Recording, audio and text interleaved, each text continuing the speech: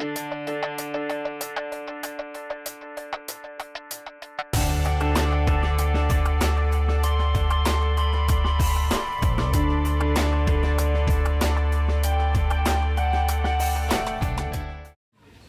welcome everybody on this lovely Friday afternoon. I guess we're glad that it's not 20 degrees cooler and we would be in a big snowstorm. This is a scholarship across the panels, a discipline panel that we have inaugurated this year as sponsored by the Faculty Collaborative. And we're very happy to see you all here for this interdisciplinary event. We're bringing together today faculty from sociology, nursing, and psychology. And the idea here is that we want to try to foster dialogue across, featuring faculty scholarship across the disciplines. And so we really want to open it up to students, faculty, and staff to create a rich dialogue. So what we'll do today here is we have three presenters. We have Jeanne LeVasseur from nursing. And Jeanne is a professor in the nursing department, and she's a director of graduate nursing. And she's been at Quinnipiac for about 12 years. And her research includes work on the art of nursing. And so what she's going to be talking about today is a phenomenological study that looks at time, space, and body, as you can see. Tom Pruzinsky will be next. He's a professor of psychology. And his scholarship for many years focused on research topics related to psychological perspectives on reconstructive plastic surgery. However, today, he's going to be talking about his latest line of research, which is about psychological aspects of Tibetan Buddhism and bodily experience. Our third presenter is Lauren Ross, who's an assistant professor in sociology. And her research is related to topics related to masculinities and gender and sexuality, body modifications, et cetera. And she's going to be talking today about male circumcision. So we can see we have very diverse presentations. What we'll do is each presenter will have about 20 minutes to present.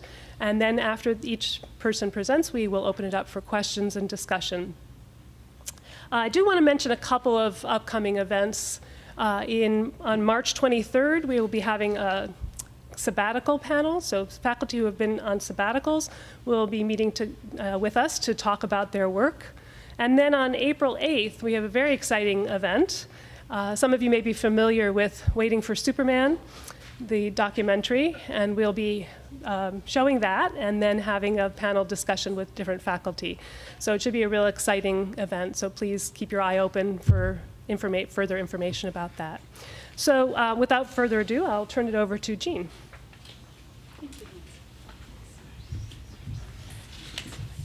Thank you very much for coming. I really appreciate that today, especially on such a rainy, gloomy day. We hope to bring you something interesting to think about. A couple of years ago, I did a study which was really a larger study than what I'm going to present today. It had 3 sets of findings in it. But today what I'm going to focus on, because our topic was bodies, was on the existential experience of the nurses. And in that study, I interviewed about 20 registered nurses. They were of diverse backgrounds and practice settings. And I asked them about their experience in helping patients find a new path in lives threatened by the disruption of serious illness. In other words, I asked them about a time when they thought that they really made a difference in their patients' lives, which was interesting to me because I thought that this was really akin to the art of nursing. And as I said, the research resulted in 3 sets of findings, but one of which is this existential experience. So what is existential experience? It's the experience of lived space, time, body, and human relations. That's what really constitutes it. And so in this part, I'm focusing on the nurse's experience in the context of caregiving. They describe their experiences with patients in spatial, in emotional, or in time-drenched terms. And I'm going to tell you 9 very short stories or glimpses into the lives of the nurses to try to make this experience clear. So the existential experience of the nurses included 3 categories, one of which was space, one of which was time, and one of which was body. And in some of the experiences, one of the nurses, for instance, talked about an experience with her patients that was an end-of-life experience where she was sort of at the deathbed with her patient and the patient's wife. And she talked about the space of that particular experience, the focusing on the of like a spotlight of heaven shining down on the scene. And she had a sense of time and space being very separated and desperate. Let me catch myself up here. So we talked about existential experience, and then just as background, the space getting close. Nurses talked about two concepts that they always mentioned was gaining their patients' trust, and the other one was really getting close to their patients. And most of these nurses in this study spoke about the phenomenon of connecting to patients, and it involved bridging physical distance. They talked about standing or sitting in such a way that they could be seen or heard. They talked about overcoming physical barriers of the room that prevented contact. They turned chairs around. They sat on beds to get close to their patients. And even when they weren't giving direct physical care, and they positioned themselves to speak to their patients. They adjusted the physical distance depending on the situation. They talked about moving in close to say difficult things and sort of stepping back and standing back to allow patients more space to regroup and connect. One nurse who worked with AIDS patients spoke about the heightened, she had this heightened consciousness of the hierarchy of healthcare systems and how the structure of clinics and professional dress often made this sort of top-down approach to patient care. And she noted that her patients were really marginalized. They were AIDS patients who had lost really everything and felt marginalized by society. And she wanted to achieve this sort of sense of closeness and togetherness. So what she tried to do was to come very close to patients, to meet them at eye level, and to give them a lot of intense eye contact. She didn't want to be another authority figure in their lives. So she tried to overcome that by this closeness of the contact and the eye contact that she tried to maintain with patients. And in this way, she tried to connect them to care, because otherwise they felt disenfranchised and they did not trust the care situation. So she found that to be an issue. The other was the nurse I was starting to tell you about when I was disordered by my slides. And this is the nurse who was helping a patient at the end of life. And she talked about this sort of spotlight that focused in the room so that she lost consciousness completely of the other side of the room. She didn't even remember that there was another patient in the room, for instance. And this nurse was named Hillary, and she talked about space becoming irrelevant. This was a favorite patient of hers, and she called the experience unworldly because space and time seemed so absolutely irrelevant. There was the sense that they were the only things in the universe right now. Another nurse described time as both rushed and expanded. When they're absorbed in doing and concentration is focused and yet relaxed, it can sort of stretch and it can contract. And in several instances, the nurses noticed that it made the time pass a lot more swiftly when something intense was going on with someone. The shift went by, the time flew by, and the moment of connection was very blurred. So time wasn't an issue. They weren't sure if it was short or long. And as one labor and delivery room nurse said, she always said, I forgot to look. She needed some little button to push. She didn't even know how much time had gone by. It would seem when the baby was born as if it was 5 minutes ago, but of course it was only an instant because they hadn't even done the APGAR yet. An APGAR is something that's done right at the moment of birth to assess the baby's health. Time was stretched, and one of the Scott, who was a psychiatric nurse, talked about being verbally accosted by an aggressive teenage boy. And he described that time was abnormally long in those instances, that it seemed to quicken and intensify.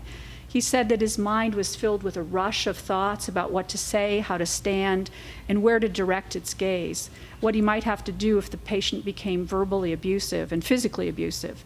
And in this tumult of thought and emotion, the time seemed both intensified and quickened, but also a very long duration. As he said, even just 30 seconds is a long time when you have someone yelling at you only a few inches away. The nurses also talked about time as the right time. the right time to broach a difficult situation, the possibility of finding the way into a clinical problem for a person. Jim was an occupational nurse, and because of the nature of his work, it was a little harder for him to gain the trust of his patients, since they felt perhaps threatened by their health conditions in terms of their job. And he had worked with one patient for many years and helped him through a number of minor health problems before the patient trusted him enough to confide that he had renal failure and was going to need dialysis. And Jim recalled that it felt all of a sudden like it was the right time for the patient. He said you have to have the right timing, the right situation, the right conversation, and then suddenly it clicks. The nurse, Jim, learned that the patient wasn't motivated by personal considerations, but rather was ultimately concerned about doing what was good for his family.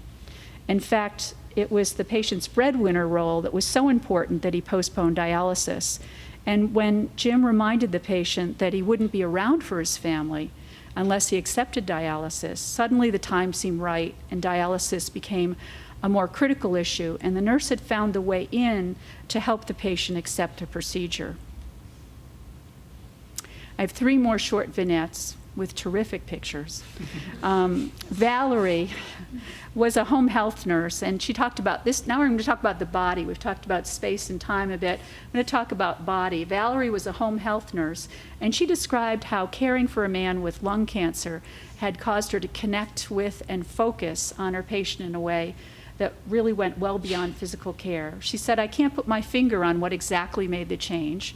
I stopped doing to him and making sure that he had breath sounds and his chest tubes weren't leaking. And at some point, my touch changed to a more caring touch. And it was at this point that our relationship changed.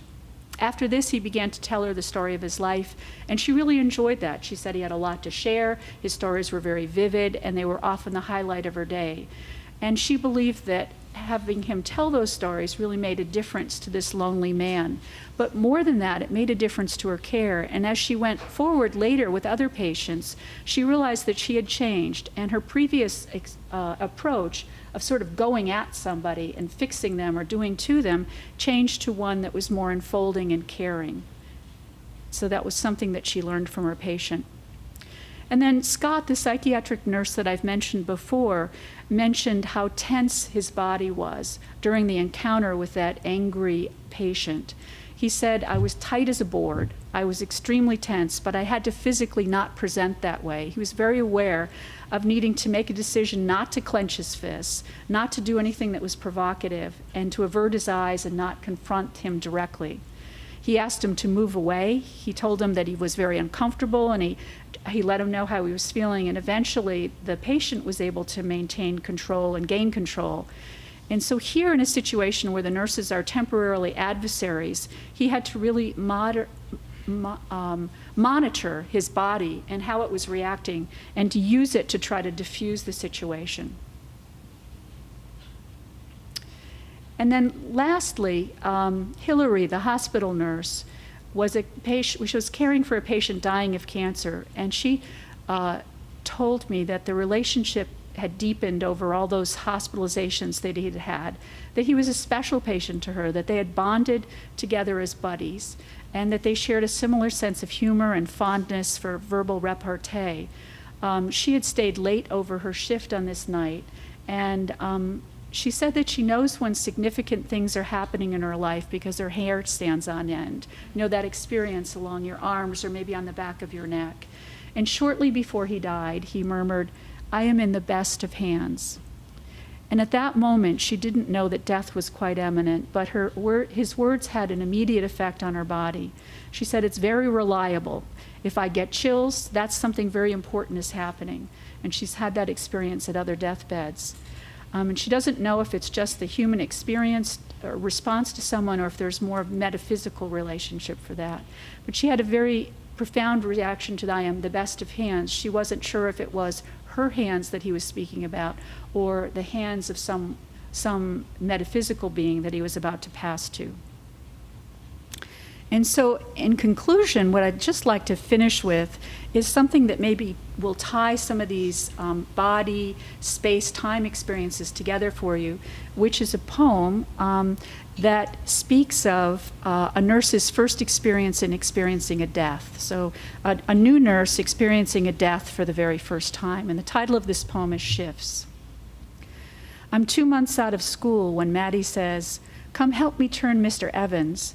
And I go tail wagging happy like this was a summer dance and we could waltz him down the dusk deepened room to where a soft moon would lay her white feather stole on the last minutes of this planetary night.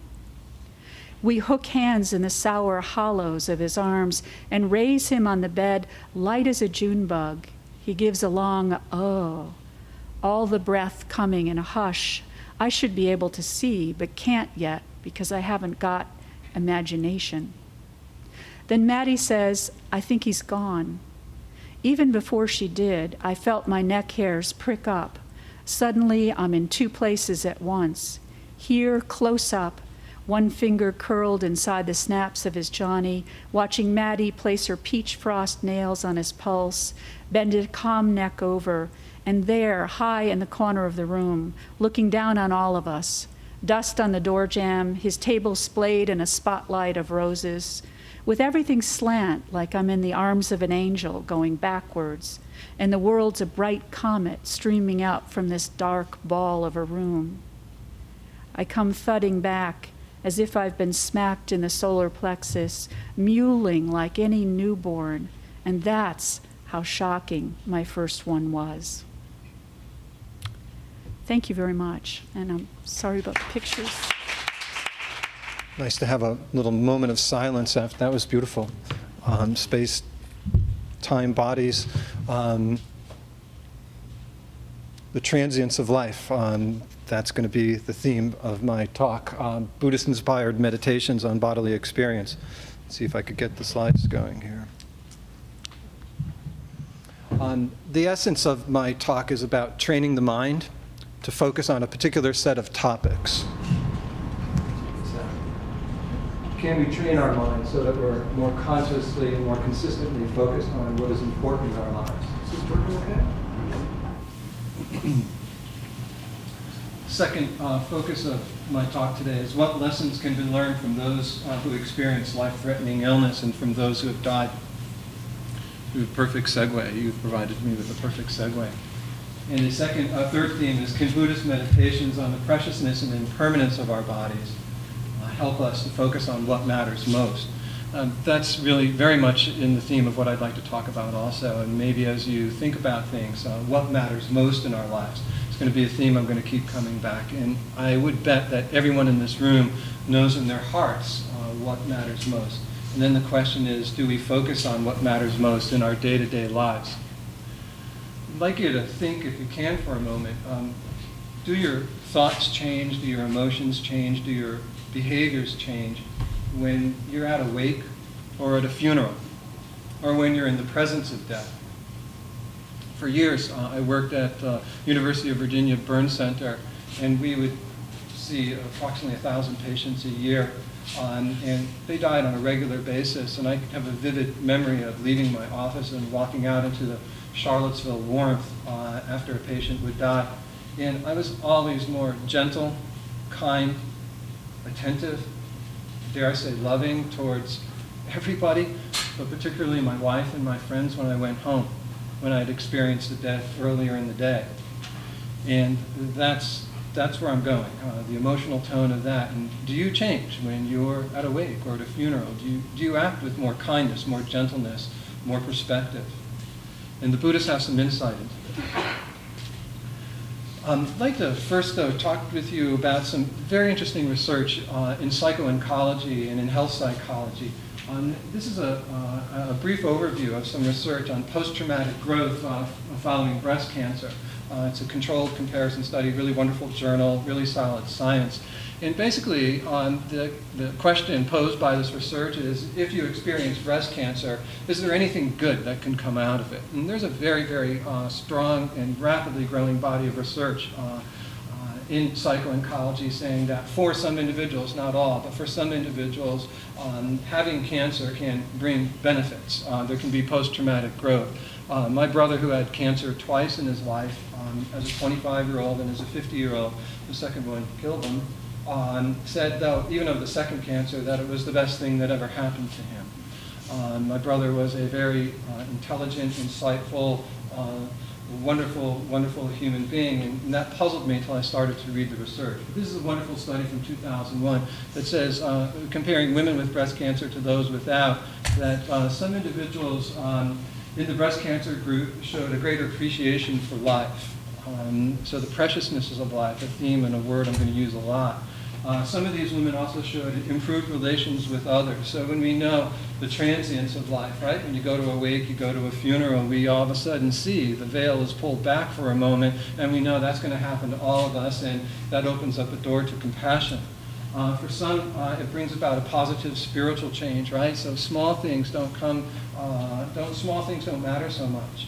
The vivid memory of sitting with a dear friend of mine who was the exact same age as I, and she had stage 4 breast cancer, and we were sitting by her $1 million home with her unbelievably handsome husband, and she said, none of this matters, right? The beauty of what matters most, she says, is my daughter, and the love I feel for her, and the fact that my daughter will grow up without me, and the fact that I need to connect to something bigger, spiritual change. In this study, I love this finding. The study said the greater the perceived threat of the cancer to one's life, the more the positive change. So the more that there was this imminent threat of dying, stage 4 breast cancer, then the more likely you were to experience this appreciation of life, right, for preciousness, and to connect to people in a new way, and to maybe open the doors to a spiritual worldview that may have not been quite so open. I love the research of Dr. Ira Byock at Dartmouth Medical School. Some of you may know Dr. Byock, but he's been studying palliative medicine for 30 years, with a pioneer in palliative medicine. He's done a lot of really nice empirical research. And what he's done with a book entitled The 4 Things That Matter the Most, right? It's a presumptuous title to a book, isn't it?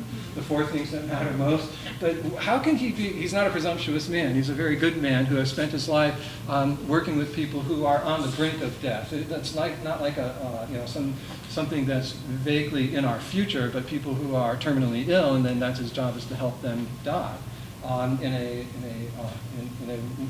in as helpful a way as possible. But his 30 years of experience have taught him that 4 things matter the most. And you don't need me or Dr. Byock to tell you this, but it's interesting. When people on their deathbed, when they say, what makes a difference? And here's the 4. Gratitude.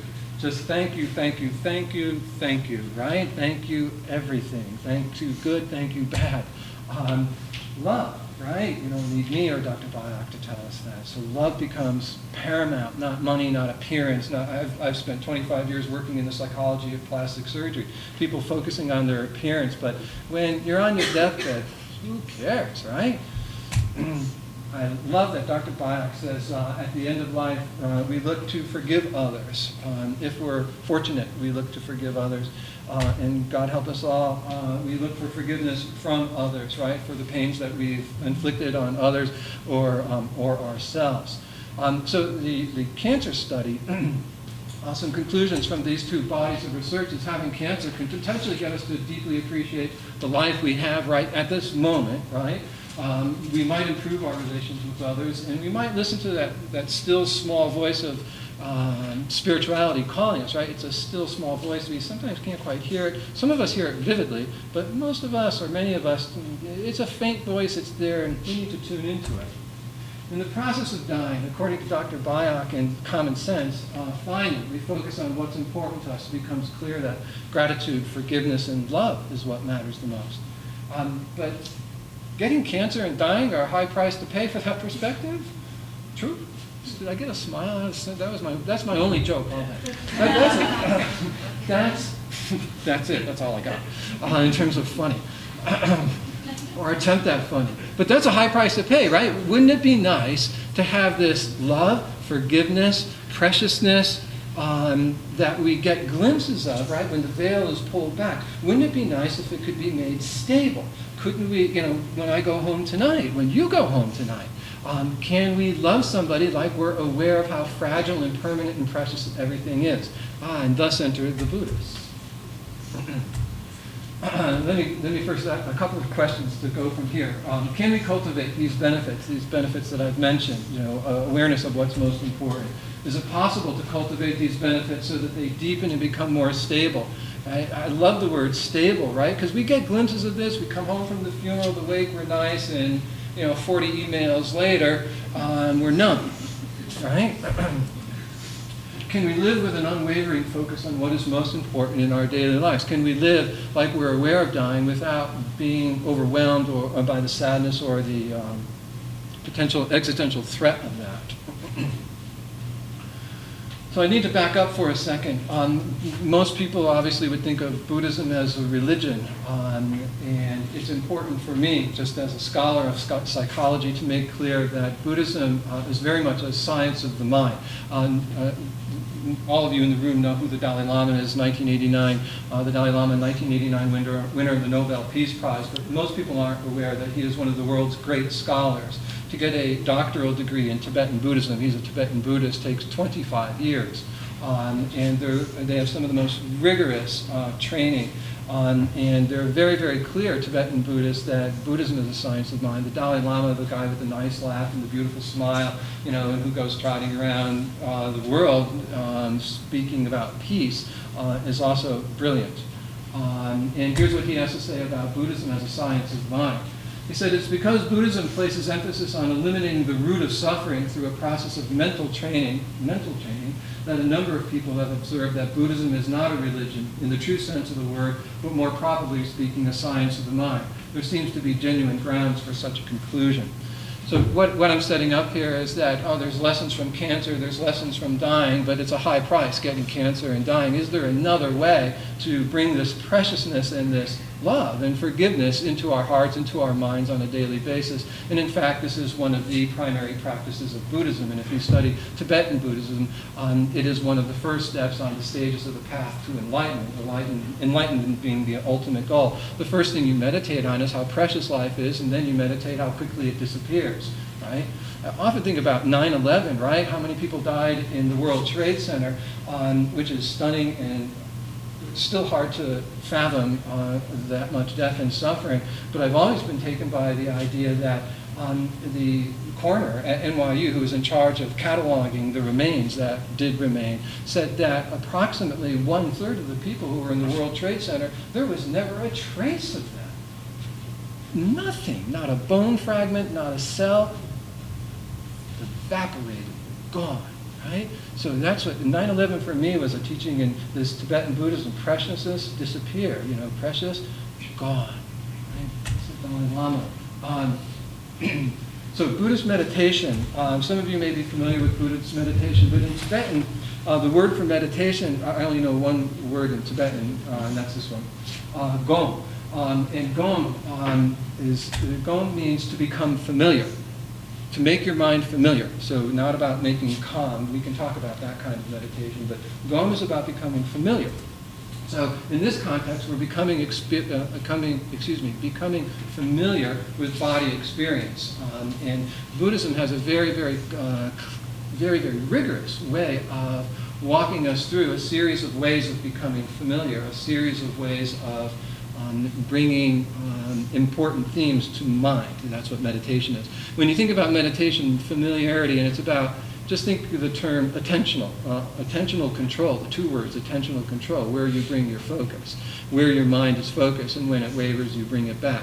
In this context, we're going to be thinking about the body, and when our mind wavers, we're going to bring it back to the body. And we'll talk about a number of ways. Buddhists will say, if you want to become more loving, more compassionate, if you want love and compassion, forgiveness to become more stable over time, if you value those things, independent of Buddhism, it doesn't matter what your religion is. The Dalai Lama is very clear about that. You don't need to buy into Buddhism. Just one question: is any of this teaching helpful to you? Are these ideas that sound helpful to you, independent of Buddhism? Most Buddhist teachers want you to not become a Buddhist, but to go to your own root religion and become a better Catholic or a better person of the Jewish faith. So anyway, that's a little defensiveness on my part. But so, okay, rigorous mental, it's a mental training to focus one's attention. So Buddhist perspectives on bodily experience. You can focus on the body as a focus of awareness or mindfulness in the present moment.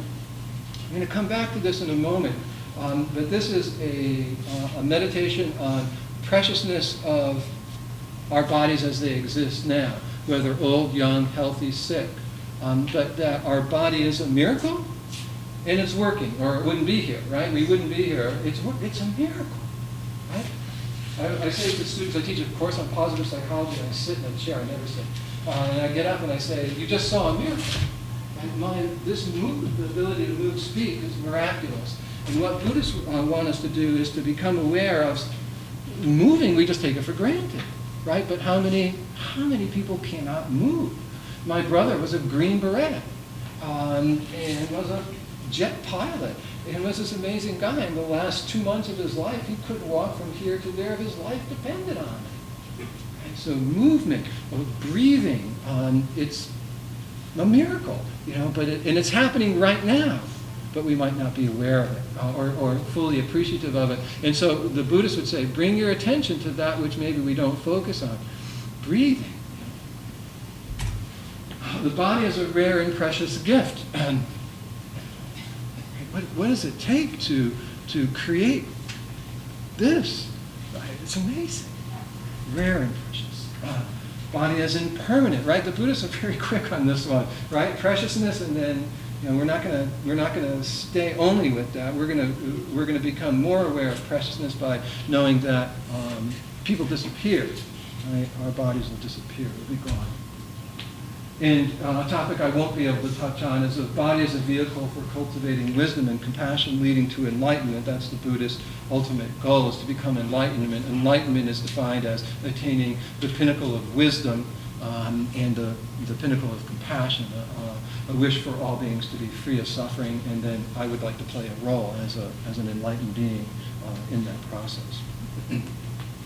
So body is the focus of present moment awareness, mindfulness of the body. Buddhists are very rigorous about this one for us to become aware. I have a Vietnamese Buddhist teacher who will ask a group of people, does anybody here have a toothache? Anybody here have a toothache? Well, that's good news, right? If you ever had a toothache, not so good. Does anybody have a headache? That's good news, right? So there's one way of focusing on the body that's very, very frequently used in Buddhism, and it's just conscious breathing. So that was one breath in, one breath out. I'm breathing kind of fast, so I'm kind of nervous. That was one in, one out.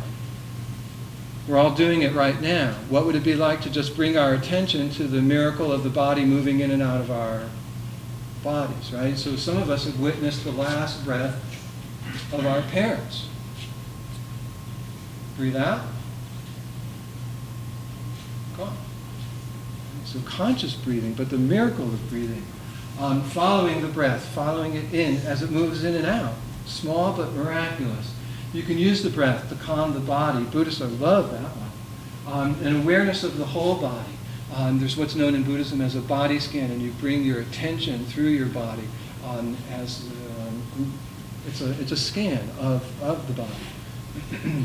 And a healing of our pain with awareness and joy. If you practice this, so this is a Buddhist empirical proposition that you can test for yourself. If you rigorously train yourself in mindfulness of the body, then there's a spontaneous, relatively easy, accessible joy that appears. When we can bring our attention to our bodies, to our breathing, keep it there, our mind goes away, you bring it back, mind goes away, you bring it back. That a natural consequence of that focus of attention is the arisal of joy. You don't have to believe me. All you have to do is go try it. Try it with some rigor. It's like going to the gym. It needs some discipline. It doesn't happen in a day. But if you try it, the proposition is that it'll bring you joy.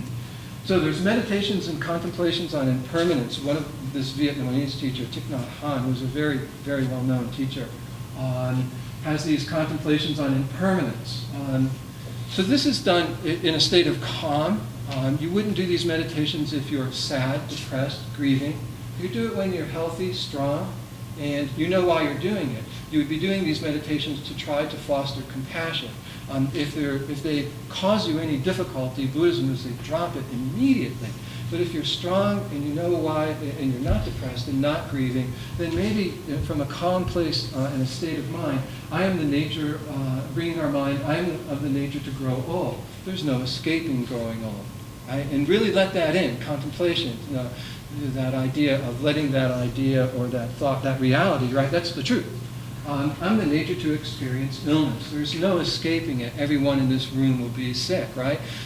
Centers for Disease Control, 1 out of 3 women will get cancer in their lifetime. Centers for Disease Control, 1 out of 2 men will get cancer. Good luck, right? That's going to happen. Right? What's the rate of heart disease? 2 fatalities. American Heart Association, 2 fatalities a minute in the United States from heart disease. Okay? We're not immune. I am of the nature to experience illness. So I am of the nature to die. There's no escaping that.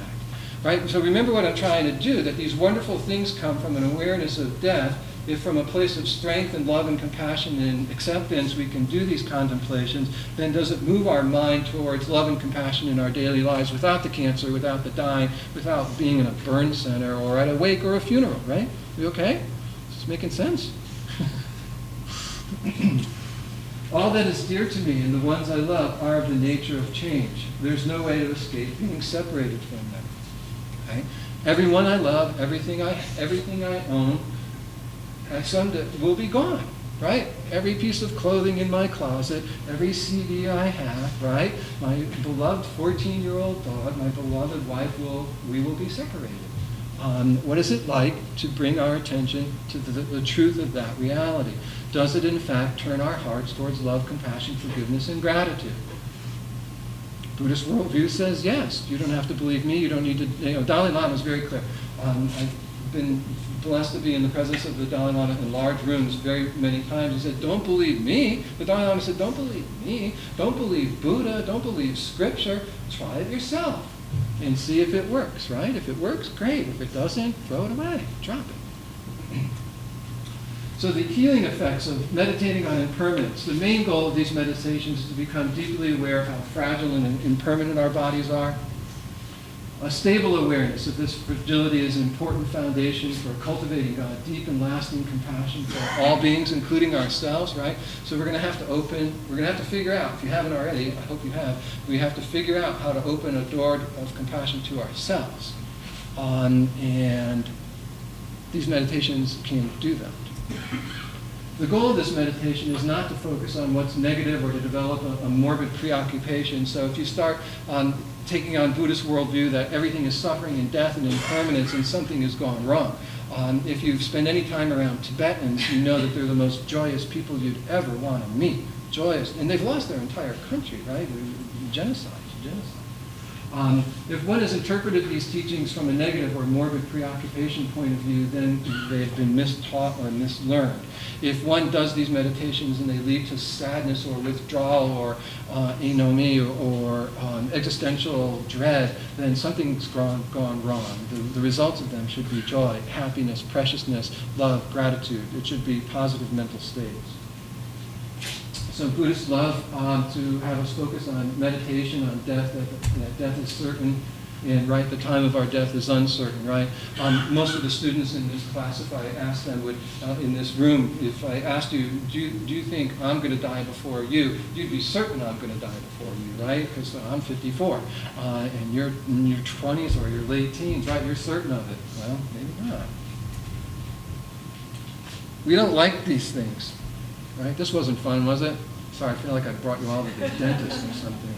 You want to look away, right? But by looking in the face of what is certain, illness, suffering, death, is it possible to cultivate the mental states of compassion, love, joy, forgiveness, gratitude, and make them stable so that they don't go away? So here's the Dalai Lama to end. When we contemplate death in the impermanence of life, our minds automatically begin to take an interest in spiritual achievements, just as an ordinary person becomes apprehensive upon seeing the corpse of a friend. Meditation upon impermanence and death is very useful, for it cuts off attraction toward transient and meaningless activities.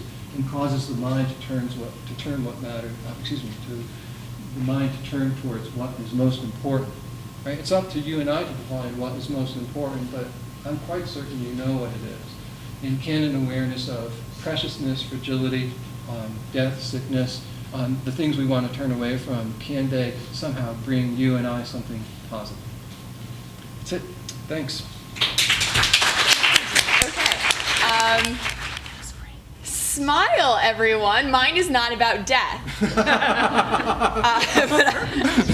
But I am still totally bummed out anyways. Okay. We're going to talk about penises today. Is that okay with people? All right. So I always thought that everyone gets really upset when I talk about penises, but I guess when you compare that to death, it's suddenly a lot more interesting. So today I'm covering the surgery of male neonatal circumcision, and what I'm looking at specifically are circumcisions that are done on infants in a hospital setting. So what I want to make really clear here, can you hear, by the way, with the microphone? Okay. So what I want to make clear here is that I'm not here to talk about circumcisions that have been done in a religious perspective, okay? So I know that there is a ton of debate on that issue. I am setting that aside. I'm not here to analyze any type of religious circumcision at this point. What I am here to talk about are the secular reasons behind why people choose or choose not to circumcise their children in a hospital setting. So as an overview, crossing my fingers that this works, why would I want to study male circumcision anyways, except for complete morbid curiosity? Well, in fact, the United States has the highest global rates of non-religious circumcision of any country in the world, okay, non-religious circumcision. So what I've seen, rates are about 65% here as of 2008. I have seen some reports showing it as low as 35% in 2009, and I've followed the, I've gone back to the original source documents that show where they're getting that 35% from as a low, and I cannot wrap my mind around the numbers. It doesn't seem to add up. So that's what some people are saying. It still seems a bit higher than 65%. Does anyone know what country has the highest rates of circumcision in the world? Israel, right. But of course, that would be for religious purposes. So, I'm not here to talk about that. Again, it's for non-religious reasons. And of course, what we find is that institutionalized practices, so what goes on in hospital settings, okay, that actually helps parents to make or to not make this decision, what we find is that those practices maintain what I call a status quo of promoting circumcision, and that involves including a consistent discourse regarding personal hygiene, what we call quote-unquote normal bodily functions, disease prevention, and bodily aesthetics as well. Okay, and I'm going to touch upon each of those during my talk here. What we've also found here is that there is a contradictory treatment of males and females, particularly in the United States when we talk about this in an academic setting. So when we talk about circumcision, when we think about the topic of circumcisions in the United States, we usually think of it as applying to males. But of course, there's also the concept of what I call FGC here, which is female genital cutting. And what academics and other activists alike have said is that, well, you know what, it's up to parents to decide what to do about baby boys. That's their own prerogative, whatever they want. But you absolutely cannot do this procedure on a baby girl. And what we're finding is that when we think of the practice of FGC, it is most commonly linked to what we know as female genital mutilation, so FGM. Okay?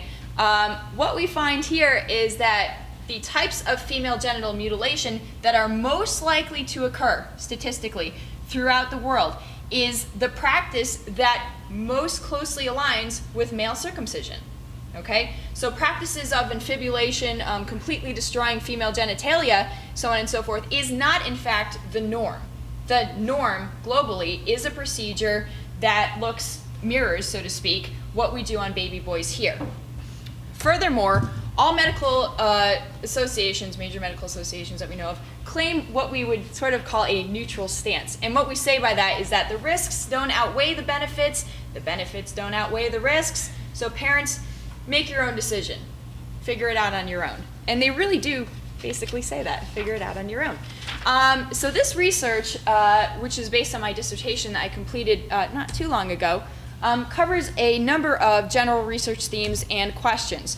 The first one has to do with medical and popular discourse. So I wanted to know, basically, what were people saying when they were talking about circumcision? So my first question in this area is simply, why has male circumcision remained, quote unquote, normalized within public discourse in contrast to large public dialogue surrounding the procedures associated with FGC? So basically, why is it that no one cares about male circumcision, but we really, really care about FGC? And what are people actually saying? And when I say people, I'm talking about parents, prospective parents, their family members, their friends, doctors, nurses, other medical professionals. So I'm sort of looking at what is actually being said here.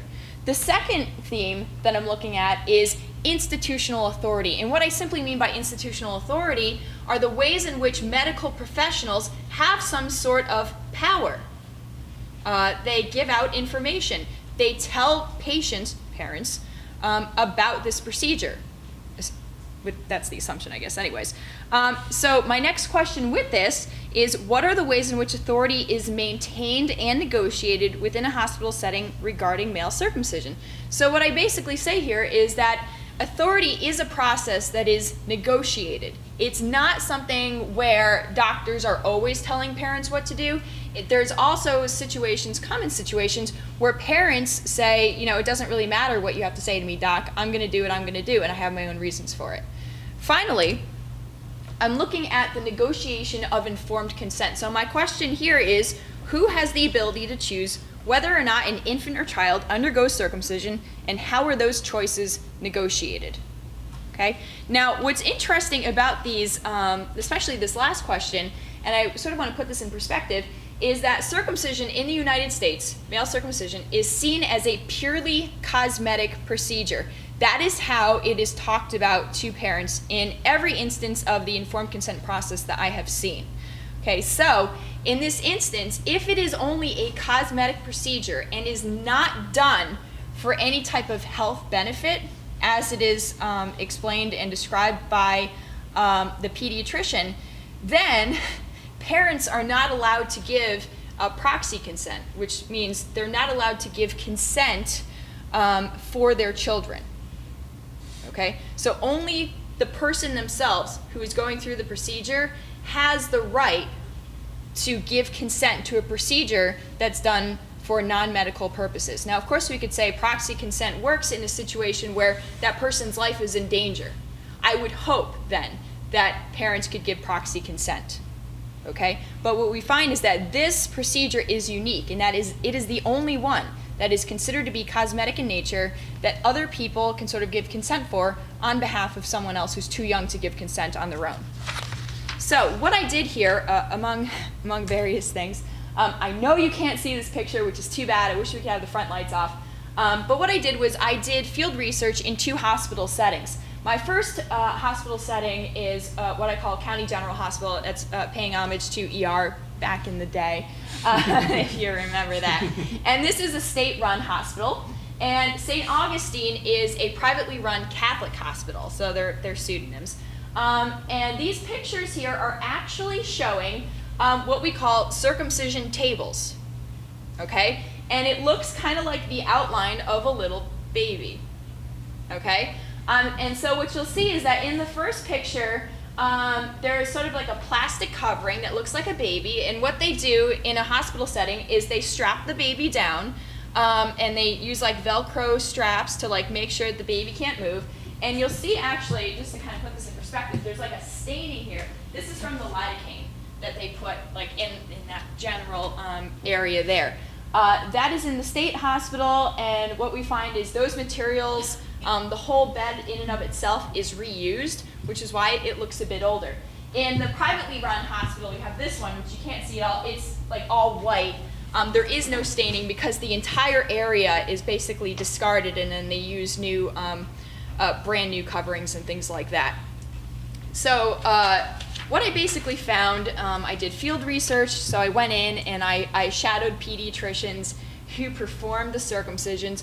I passed out a few times. But if you're gonna pass out somewhere, a hospital is the place to do it, okay? 'Cause you get like instantly surrounded by like 10 doctors who are like, oh, we know what to do, which is good because I did not. So I did field work. I actually gave out surveys to parents, prospective parents, and doctors to see sort of like, well, what did they think about the procedure? And what were their reasonings behind choosing to circumcise or not circumcise? And how did doctors personally feel about the procedure? And what did they tell parents about the procedure? And so I have a number of major findings.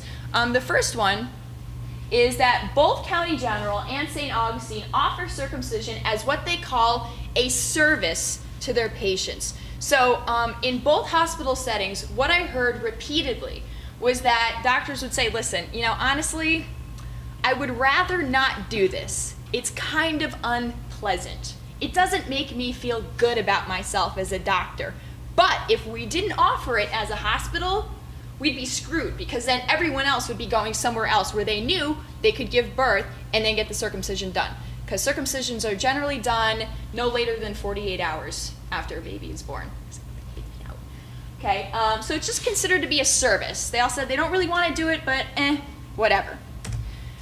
What they also said is that pediatricians tended to discuss circumcision as a cosmetic procedure, like I said before, with neutral benefits, but they said that they sometimes promoted it as having some health benefits. They also said that, yeah, there were some health benefits where if you actually look at the studies that are done on it, such as HIV transmission, HPV transmission, genital warts, all that like really lovely stuff, you're going to find discrepancies in the literature. So there is no actually sort of valid conclusions that it does tend to stop transmission entirely or if it does anything at all. In fact, some of the newer HIV studies that we've been able to look for actually shows an increase in transmission from males to females if those males are circumcised. So there is some problematic findings, to say the least. What I found was that parents who circumcised their sons offered medicalized, and we have to think about the fact that medicalized reasons are still sort of culturally embedded, because remember, what we think of being medical, or sort of, you know, the status quo, if that's what doctors always said, even that changes over time, okay? But they offered medicalized and non-medical or cultural reasons for choosing the procedure. So what we found in terms of medical reasons, parents would say, well, it's cleaner. It's cleaner.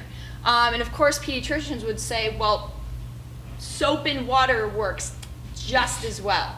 For real. You know, like, just take a shower, you're cool. Okay? But parents didn't want to hear that. They said, no, it doesn't matter, because what I also want to make sure is that they don't catch HIV or any other STD. And pediatricians would say, condoms. Condoms work better than circumcision, or just circumcision alone. And parents would say, I can't trust that my kid's going to use condoms. Okay, fair enough. All right. But then we also had cultural reasons. So we had parents who said things like, I don't want my kid to get picked on in the locker room. I want my son to look like their father. It's better looking down there. Depending upon, I was like, okay, that's TMI. Okay? So these are a lot of the reasons that parents said, either for or against, why they wanted their sons circumcised. Now, what's interesting about this is that there were very notable racial, ethnic, educational, and income disparities between many of the parent samples and the healthcare provider samples. So oftentimes what we had is mainly white, middle upper class doctors talking to parents who, in many cases, did not even speak English as a first language. Okay? So there were oftentimes language barriers, there were educational barriers. So doctors would be talking to parents who didn't even understand the language. You know, I had like degrees and I didn't understand anything that doctors were saying to me, and I was like, so how would I be able to make a decision like this if it were my child? Not really sure.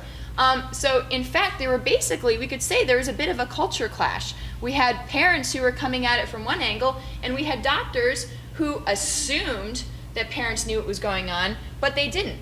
Or that doctors didn't understand that there were cultural differences. So many people who came into particularly County General Hospital they speak Spanish as their primary language. And in many Spanish cultures, circumcision is absolutely not the norm. Okay? So we have two different cultures that are basically competing with each other. So what should be done and who really gets to decide, especially when we can't even figure out how to make sure that people who don't read or speak English can sign the consent forms properly. Okay? So, moving into some more major findings specifically regarding the informed consent issues. So of course, even though you're giving proxy consent, parents, right, you're still having to follow some sort of informed consent process. And there were issues in basically every single situation I encountered. What we found is that according to healthcare providers, parents do not have access to up-to-date, accurate information. So you'd say, doctors, what kind of information are parents telling you about why they want to do certain things? And doctors would say, listen, like they're coming up with these things that just are factually inaccurate, don't represent newer research that we're finding. And if you try to tell parents these things, they don't want to hear it. Why? Because sometimes their mind is already made up. And that's what they want to do. But what we're also finding is that the consent forms themselves and the process by which informed consent is obtained actually differed substantially between the two hospitals. So in County General Hospital, remember, where many parents did not speak English as their primary language, their idea of getting the informed consent process along was to actually draw this crude picture of an infant penis. Like a little, it was almost like a stick diagram, if you can believe that. It looked like a thumb with like a thumbnail. I was like, I don't even know what that is. If that's supposed to be a penis, you've got me. Okay? And that was their way of sort of saying, okay, well, we're showing you that this is what we're trying to get informed consent with you on. And so parents would take a look at this consent form, and they were doing the same thing that I did the first time I saw it. They were like, what is that? What is that? It's like, that's a baby penis, I guess. And so it wasn't actually helping anything because there was still no definition of what circumcision actually is. Can you imagine having no actual definition of what the procedure is on an informed consent sheet? Okay? I mean, if you actually ask people what foreskin is, people don't even know. Women, do you even know that you have foreskin? Don't answer that, but think about it. Think about it. Okay, many women don't even know that. Okay, so how can we ask people to give informed consent on something that they don't even know about their own body parts? Yikes. Okay, so moving into that, there was no actual definition of the procedure, so it was pretty difficult to give consent as far as that was concerned. What were the circumcision rates in terms of when I was doing this study? Well, at County General, it was a 64% circumcision rate, which was becoming revenue neutral. So in the past, they were actually losing substantial amounts of money by performing the circumcision process. What was occurring over time is that they were able to streamline the process. They had a certain number of people who were dedicated to only performing circumcisions 6 days a week. That was their full-time job. Yeah, I know, right? Okay. And at that point, it was becoming revenue neutral. So they weren't losing money, they weren't making money, but they thought over time they might, because it was just, they were working more effectively. St. Augustine had a 75% circumcision rate, and they were saying that they were making quite a profit off of it. Okay? Probably because they didn't really look at the procedure the same way that those folks at County General did. Why? There were issues. At County General, they were facing a lawsuit from a wrongful circumcision. So a new mother said that she thought she was signing a hospital discharge form. I guess it's something you sign before you leave the hospital. It says, hey, I am who I am, this is my baby, and I'm getting out of here. Instead, she signed the consent form for a circumcision. They took the baby away. Half an hour later, he came back, circumcised. This woman did not speak English. She was very upset because in her culture, you don't perform circumcisions. Lawsuit. Okay? So, at this point at County General, they were freaking out because of this lawsuit, and they were really trying to go above and beyond to make sure that they were getting informed consent. Okay, clearly, because they stand to lose millions of dollars. At St. Augustine, I asked them, I said, are you ever worried about a wrongful circumcision?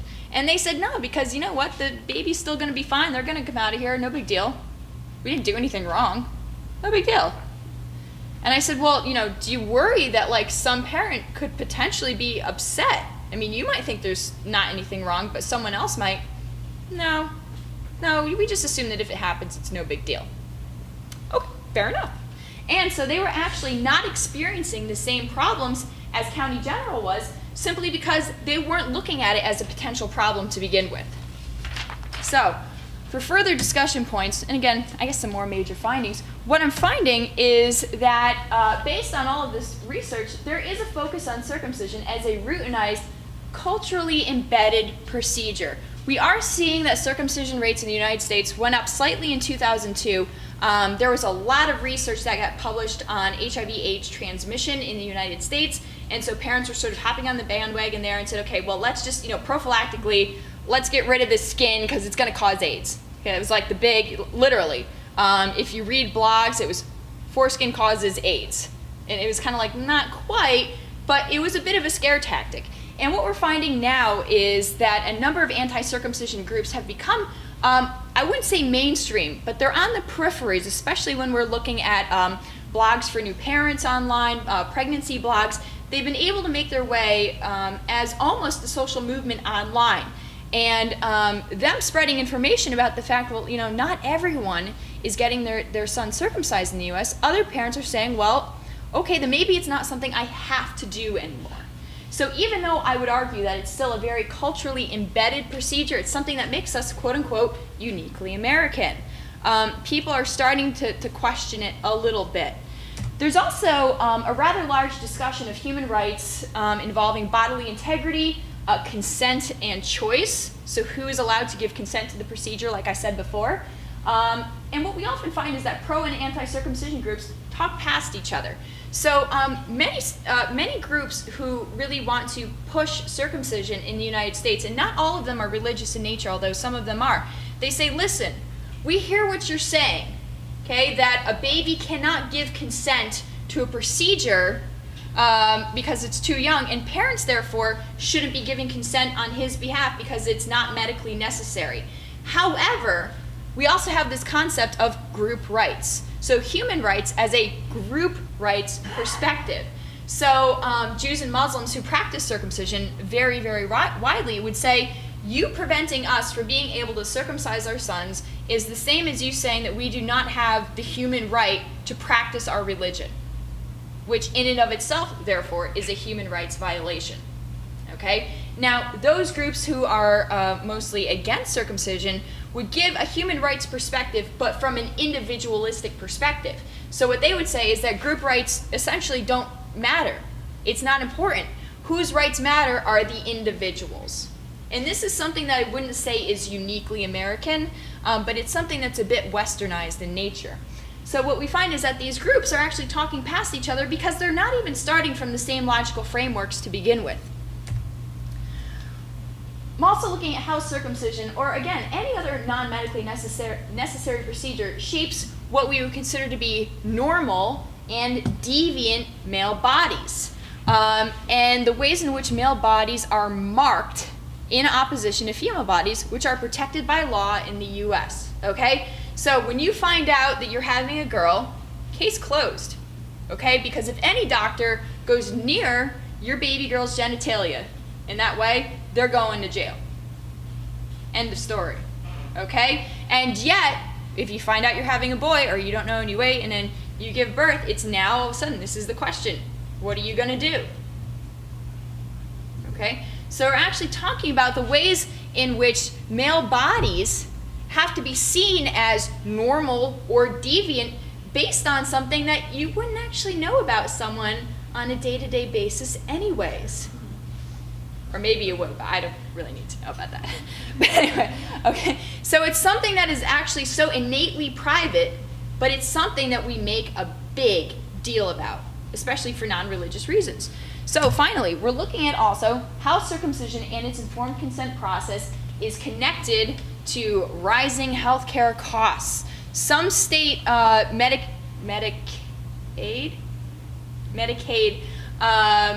programs do not cover circumcision. So if you're on a state healthcare system and you give birth to a boy and you want that boy circumcised, you have to pay for it out of pocket.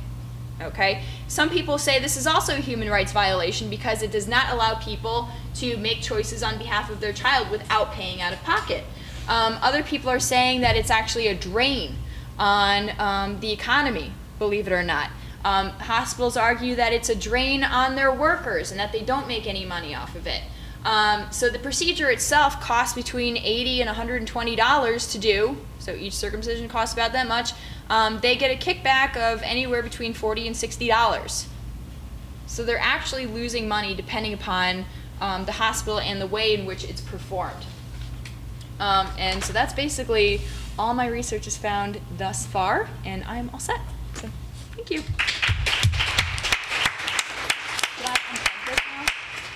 Should we unplug this? We're done? Sure. Yeah. Okay. We'll be done.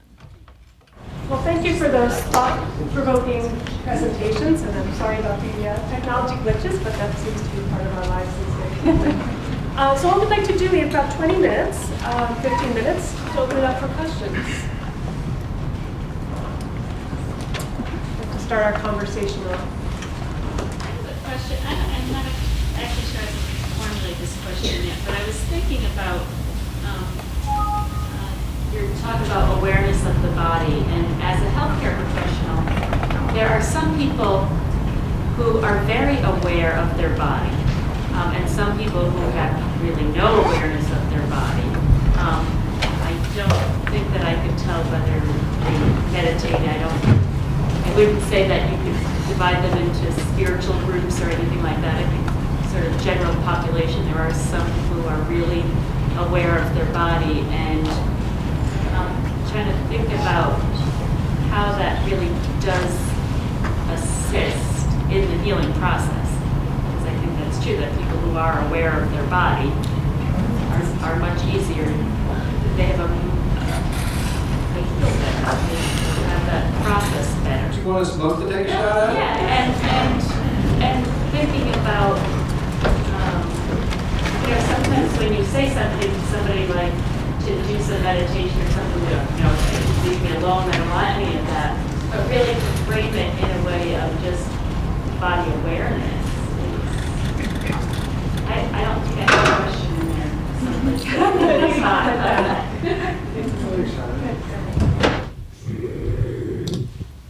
Well, it's an interesting thing to ask about. So healthcare professionals who might be more attuned, aware, versus those who might be distanced, cut off, or numb to it. I'm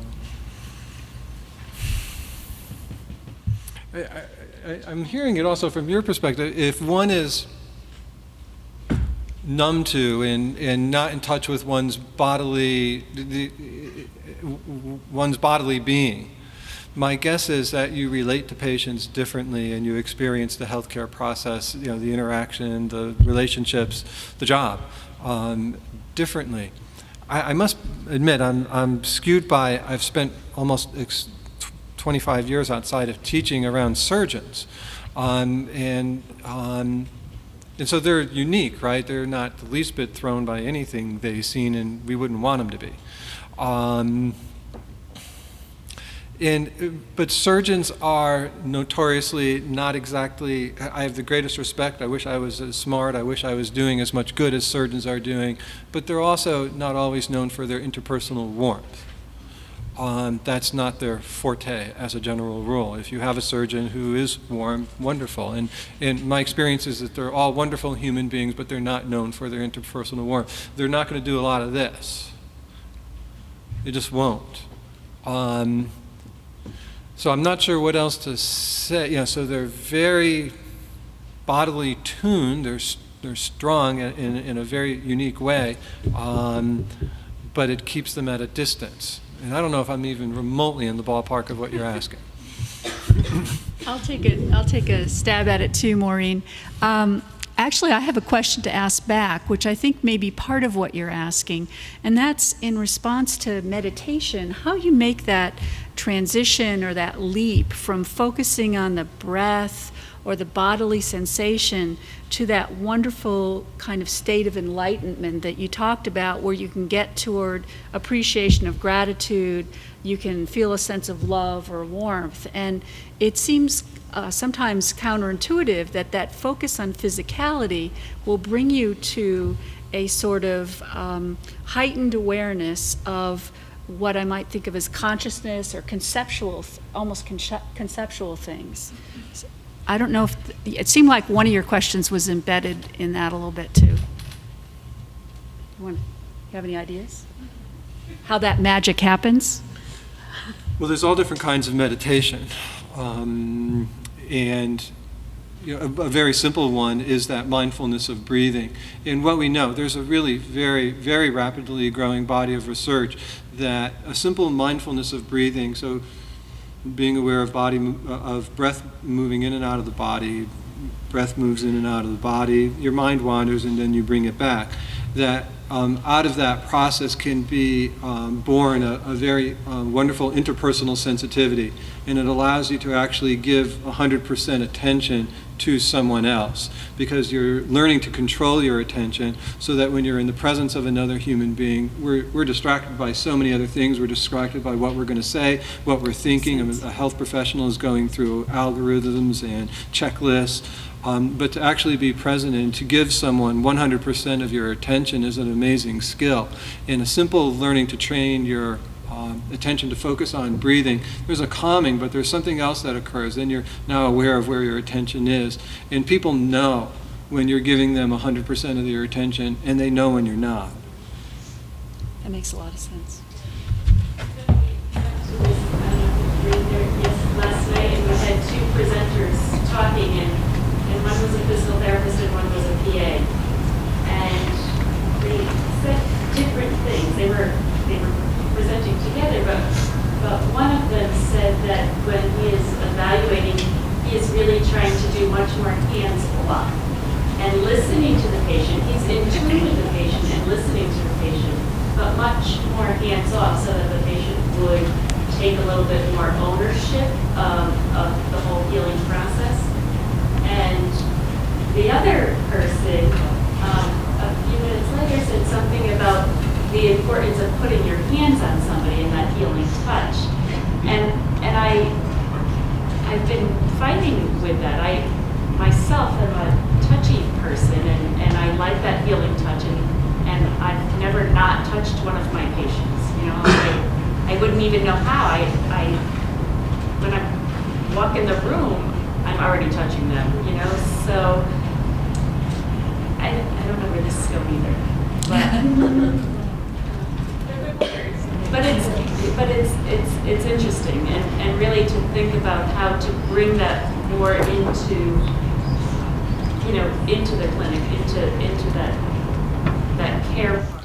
Well, one of the stories that I didn't tell was about, I'll just briefly mention, is that a nurse was seeing a patient who hated being touched and wanted to comfort her with a hug at some very emotional time, and yet knew that she couldn't do this. And I think we've all had experiences like that. I know I have, where patients want to protect a sort of space around themselves or have a sense of bodily space, that it would be an intrusion really to touch them or to hug them. And I don't know how we know these things or if we're always even right. We do have another question over here. Thanks. I teach pharmacology, and I'm interested in medications, and one of the first things I tell students is that if patients don't take their medications, it won't do them any good.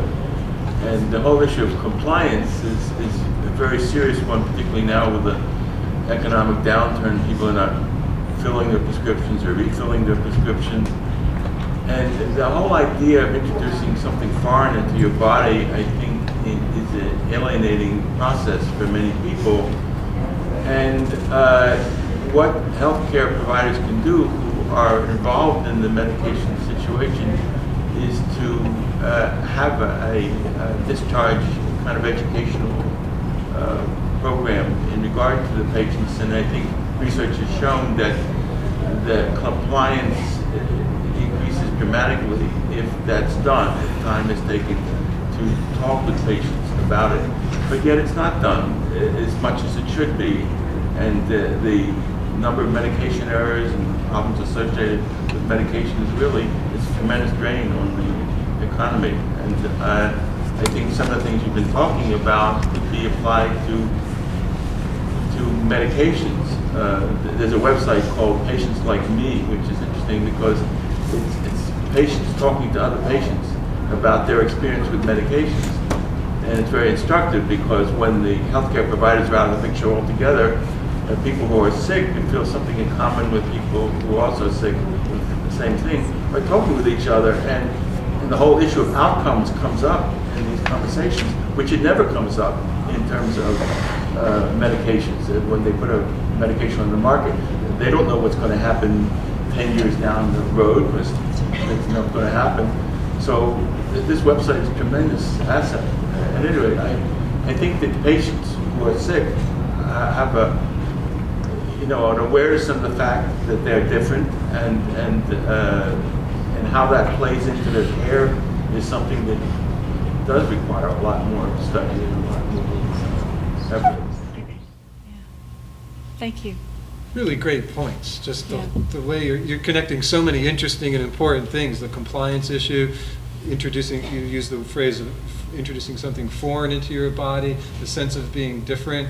Those are really deep issues. I'm glad you articulated that. It's helpful to have that conversation. Some student questions. Speaking of the infant circumcision, do you need both parents' consent? Because what if you have conflicting consent between the two parents? What if one wants it and one doesn't? You only need one parent's permission usually, and the doctors generally will say whoever has the strongest opinion either way is the one who makes that choice. So there have been instances of lawsuits later filed, from the father to the mother, where the mother did not consult the father and did it, sort of like behind the father's back, or something to that effect. But generally speaking, it usually is the mother. In situations where English is the first language. It becomes a bit more difficult when we talk about parents where Spanish would be a first language, because in many cultures where Spanish is spoken, it is sort of assumed that the man of the household is going to be making those decisions on behalf of the child. So the mother sort of has to say, well, what do you think? And then he will give the okay verbally, and then the mother will sign the form. And if the father does not give the okay, then it is assumed that the mother will not sign it. So, thanks. Great question. Thanks. I'd like to ask you if you could elaborate a bit on history and geography to get to the culture. First of all, I was astounded to hear that it's 65% in America, and I wonder when that happened. Was it less at the beginning of the 20th century? Did it get to be more? Also, what happens in Europe? I mean, we know years old in the mid-20th century where you identified a Jew because of the circumcision, which makes me think that that probably there was nowhere near 65%, probably even less than 30% if that was how you used it. And so I'm wondering about your conclusion, which is fascinating, that this is a culturally based issue. What kind of culture? American culture? I mean, it's not Western culture if it's not happening in Europe. What is American culture? And how do you separate culture from religion? I know they're two different things, but what kind of culture are you talking about if you're trying to abstract completely from religious aspects? Sure, yeah, absolutely. And that's something that I obviously tease apart much more in my dissertation. When I talk about sort of European culture, we're looking mainly at Western European countries where circumcision rates are very, very low, and in some countries virtually non-existent. I know that in some countries it's actually it's banned. You cannot practice circumcision, and I think that actually has very strong bases, unfortunately, in anti-Semitism, as well. Actually, the 65% rate that I quoted before is something that was going on in the in the 2000s. So in fact, it was actually much, much higher in the 60s, 70s, and 80s. It peaked in like the high 80% rate. Well, it didn't actually parallel with Judaism in the United States. I wouldn't say at this point that you can, by any means, tell who's Jewish based on their circumcision status, clearly. But it has a very, very long history.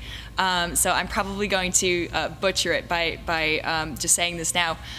Circumcision in the United States became a bit more popularized in the early 1900s during the Victorian era, and it was used as a way to curb masturbation. It was.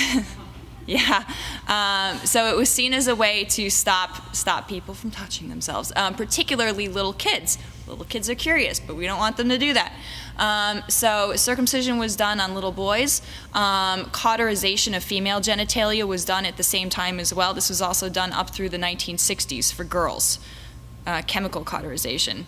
So if you're all feeling a little like you want to cross your legs, I hear you. I hear you. Okay.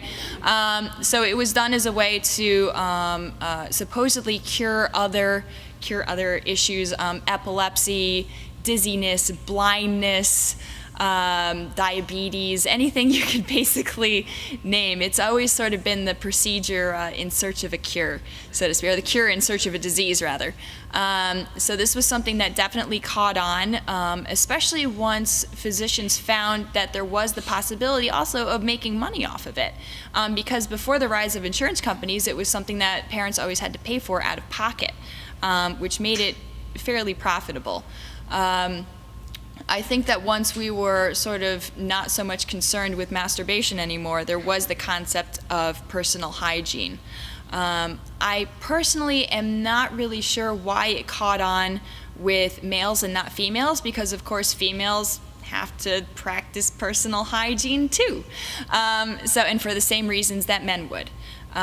So I think that it was something that, because masturbation was seen as such an issue among boys in the Victorian era, it was something that sort of stayed culturally. So I mean, there are certainly roots of religiosity that take shape in what I would call culture. I think when I define culture in my dissertation, I mean it in the secularized sense, because when we talk about culture and religion, I'm really talking about something that's a little bit separate from here. So I really, I cover the historical aspects of circumcision, but I'm really sort of not going into that. And what I found is that for parents who are having circumcisions done in a hospital setting, it is very rarely done for a religious purpose at all. So when I've talked to parents, and I've talked to hundreds upon hundreds of them, they've all explicitly said to me that religion played no role whatsoever. Because let's think about it. If religion did play a role in circumcisions, then a baby wouldn't get circumcised in a hospital. They would be brought home, and on the 8th day that they were born, they would have a bris. And so I don't know if I'm answering your question thoroughly enough, but I can see definitely that of course religion does play a role in culture.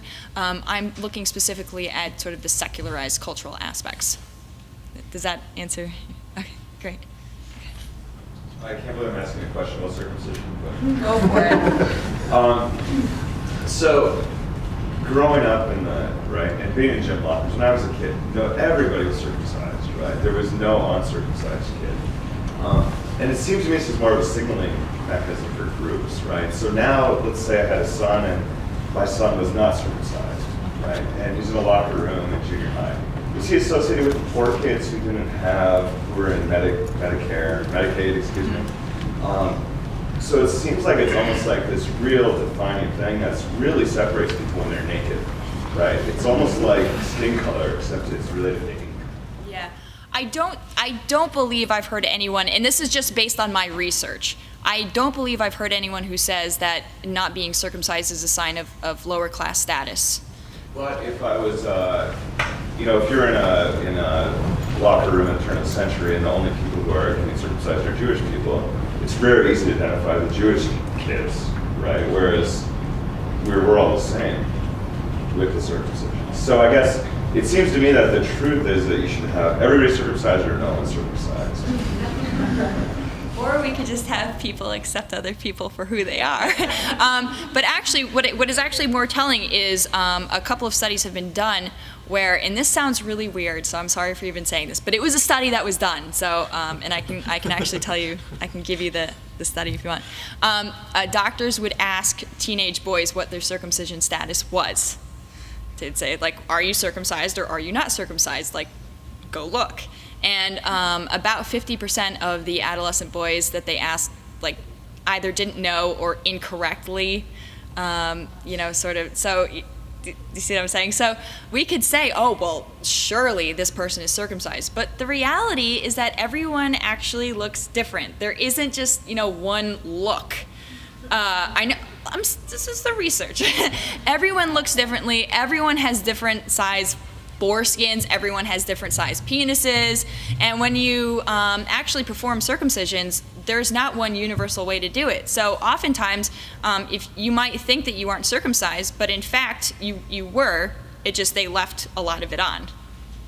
So you can't really tell. I hate to say this. You can't really tell by looking at someone whether or not they've necessarily been circumcised, unless they had the type of circumcision where all of their foreskin was removed, which creates other problems. But that's an entirely different can of worms. So I think to say that we all emphatically were, or we all emphatically were not, is actually it's not actually accurate. Like, I think that you might find that people who think they are actually aren't, or those who aren't might actually be. Well, on That's that provocative- existential. Yeah, I was going to say about an existential or provocative note, we are out of time, so I want to thank everybody for coming.